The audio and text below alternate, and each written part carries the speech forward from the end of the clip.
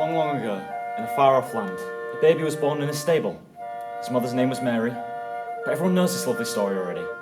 What everyone doesn't know is that the three wise men and the shepherds were not the only visitors that night.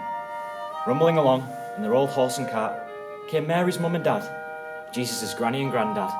Because they wouldn't leave him behind, they brought their little dog Reuben with them. Reuben was a bit old and a little bit smelly, but they loved him anyway. They'd had him since Mary was a little girl. Now Mary's mum didn't know how she'd known, but she'd just known. She supposed that something had told her to come. As Mary's dad said, there was just no stopping her. And just as well if you ask me, said Mary's mum, looking around her. Joseph, what were you thinking of, bringing our Mary on such a journey before the baby was due? Good gracious, is that a cow in here? And who are all these old men? And a donkey? Well, I never. No, dear, calm down, said Mary's dad. Come and see the baby.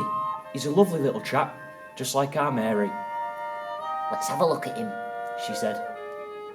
Oh, Mary, what a little sweetheart. He's certainly got your eyes. Who's Granny's special boy then? Meanwhile, Reuben had not taken to the three wise men, nor indeed had they taken to him. He'd been yapping rather rudely at them since he arrived and was now tearing at the hem of the old swan's coat.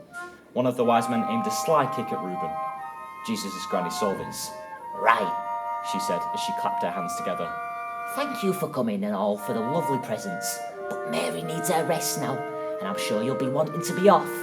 And the three wise men rather agreed with her. Nothing very wise about the present they brought you, Granny said. She closed the door behind them. Grandad and I thought we'd give you a pram.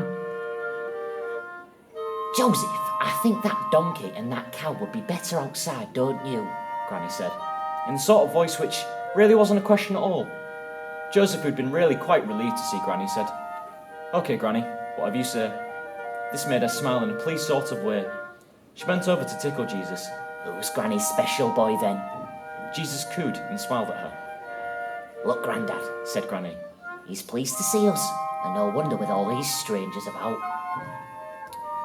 Now, Mary dear, about this lamb, it was very sweet of the shepherds to bring him, but he'll grow into a sheep, you know. And where will you keep him then? It'll be a story of the guinea pigs all over again. Best you take him back with you, dearies, she said to the shepherds as she showed them to the door. Jesus gave a little whimper, and Mary looked sad.